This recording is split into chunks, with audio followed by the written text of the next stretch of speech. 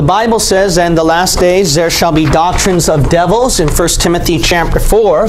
And the Bible also says in 2 Corinthians chapter 2 that we are not to be ignorant of Satan's devices. So it is important to note that in the last days Satan is going to do something, and we are not to be ignorant of that. Now, what's very interesting about Satan, how he's going to use his man, the Antichrist, a lot of people, they're trying to identify who this Antichrist is. A lot of them, actually, you've seen it all over the website, they're saying that Obama is the Antichrist. They're trying to find a lot of different popes, different people to be the Antichrist. But I'm going to give you a big clue, all right? If you want to find the Antichrist, here's a big key that can help you, all right? One of the things is this: the Antichrist, he must be a Jew. That's right, the Antichrist, you got to realize this, he is a Jew. Let's look at Daniel chapter 11 and verse 37 through 38. Daniel chapter 11 and verses 37 through 38. Now, I already told you that the Antichrist, he's also Syrian as well. So he is going to be a Syrian Jew. I showed you in the other video, he is Syrian in ethnicity. Now over here, I'm going to show you that he is Jewish. Look at Daniel chapter 11. And we will look at verse 37. The Bible says right here, "Neither shall he regard the God of his fathers." So this is the Antichrist, but he doesn't regard, look, the God, capital, true God. That's the true God of his what? Fathers. Who is the true God? Okay, think about this. This is Daniel, the author writing. Okay, Daniel is a Jew. When Daniel says God of fathers, and I mean the true God, who is he referring to? Jewish, right? So that is Jewish lineage. So he is showing right here Jewish lineage. And you'll notice right here, the Antichrist does not worship, does not regard the true God of whose fathers? His fathers. If this one is Jewish, then his is Antichrist, and his is Antichrist, because the Antichrist said he will not regard his fathers. So, if this is Jewish and this is the Antichrist, then the Antichrist is what? Jewish. There's no doubt he's a Jew. Now, a lot of prophetic commentators and scholars, they would try to make this like it was Islam or something. I saw a few of that. It's just ridiculous. You can't do that because of this one. All right? But anyway, the Antichrist right here, he is considered to be Jewish in ethnicity. Let's also look at Revelation 13. Revelation chapter 13. Here's another clue to the identity of the Antichrist. If you want to identify the Antichrist, you got to make sure that he has this. So a lot of people were saying this is the Antichrist, that is the Antichrist. I was like, oh, that's interesting.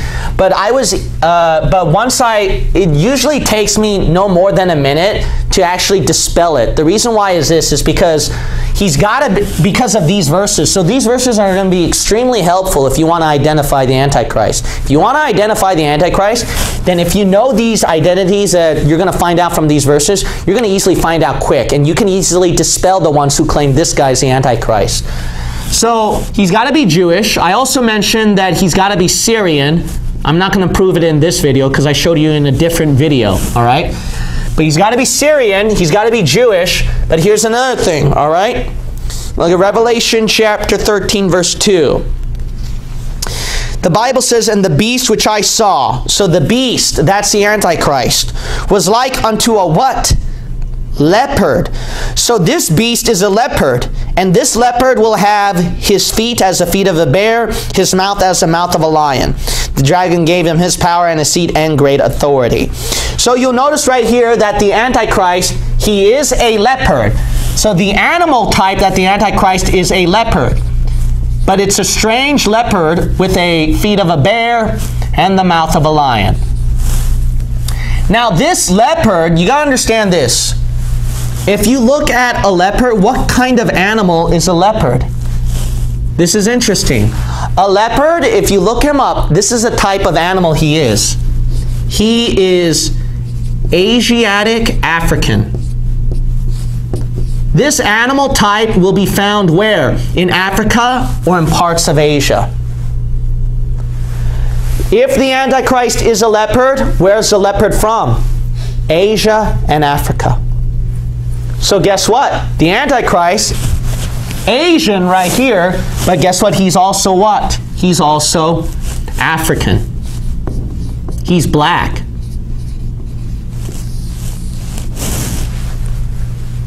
Look at that. See why he's going to be so attractable for the world? Because he is literally multicultured. And it's going to attract all kinds of different religions, ethnicities, and cultures. Oh, I also forgot to mention right here, he's Catholic, but I'm not going to prove it in this video. If you saw my other videos, I'm sure you already saw that. But he's Catholic too. See, I mean, the major religions you'll notice is Catholicism, Islam, and Judaism. Those are the three biggest religions, the main religions. And what the people will do, a lot of people, what they're going to turn to is this Antichrist, because he will attract the Jews, he will attract the Catholics, he will attract the Muslims, and what? He's going to attract the Africans right here, the blacks. Let's also look at Jeremiah 13, Jeremiah chapter 13. Now this African connection is really, really connected with the Antichrist. You might say, how so? Because, look at right here, Jeremiah chapter 13. Jeremiah chapter 13. The Antichrist is a leopard, yes? Yes. You know what the Bible really connects this leopard with? There's no doubt he's Asiatic African, and the Bible really does not separate this leopard with this African lineage. It really doesn't do that. So let's look at Jeremiah chapter, I think it was 13. We will look at verse 23. The Bible says right here, can the Ethiopian, that's from Africa, right? Change his skin, or what? The leopard, his spots. See, it connects this leopard with African, the Bible does. So there is no doubt right here that the Antichrist, he is connected. There's no doubt. He is connected with Africans. He is black. Let's also look at Genesis chapter 10. Genesis chapter 10. I'm going to show you something really interesting right here. Look at Genesis chapter 10. You know, this is really interesting.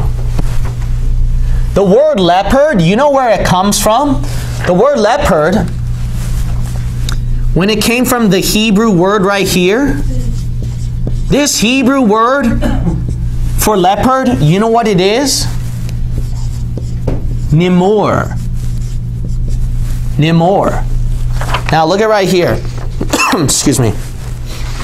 Genesis chapter 10, verse 6. That same word Nimor, you know who it's ascribed to? Look at Genesis chapter 10 and verse 6. The Bible says, and the sons of Ham. Ham is from Africa, right? All right, look who came from Ham. Cush, Mizraim, and Phut, and Canaan. Okay, Cush came from Ham. Okay, Ham is African. Cush came from Hamitic Africa. Who did Cush bring birth to? Look at verse 8. And Cush begat who? Nimrod. And he began to be a mighty one in the earth. If you study Nimrod, the historical sources and accounts of Nimrod, he was pretty much a world leader. Guess what the Hebrew word is? Nimor, Nimrod. Wow, that name came from this one. How about that? You see how the Bible's really connecting things right here? The Bible's really connecting things right here. So you'll notice right here that this world leader Nimrod, he came from who? He came from Ham's seed. And Ham, he's from Africa. So you'll notice right here, there is no doubt right here, which is pretty interesting. Leopard is connected, you'll notice, with what? The leopard is not separated with African. In fact, if you were to think about a leopard, what's pretty much more common is African. That's what they're going to more think about compared to Asia. All right.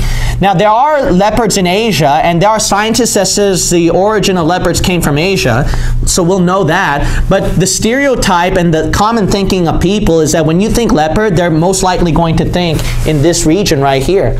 Why is that? Because it was common in the Bible too. The Bible really associated the leopard with Africa, and that word Nimrod, it came from Africa. How about that? That book will blow your mind. Let me ask you, let me tell you something else too, all right? We're going to look at Revelation 13 again. Revelation 13 again. What makes this Antichrist so attractive?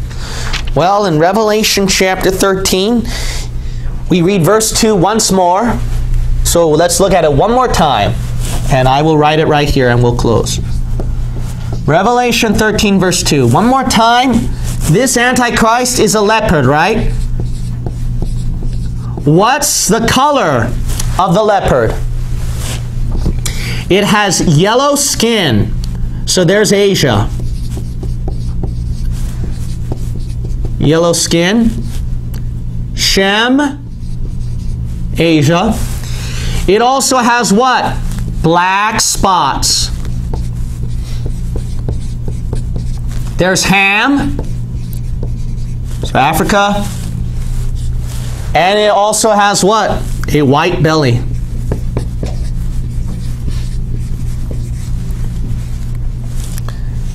And there is Japheth. Interesting that when you look at a leopard, that there is a particular leopard that goes with what? Yellow skin, black spots, and white belly. So when you look at it right here, then the Antichrist is what? Completely one world. He completely covers all races. He completely covers all races. Shem, Ham, and Japheth, these are the three people that produced all our national different ethnicities today. And that Antichrist will meet all three.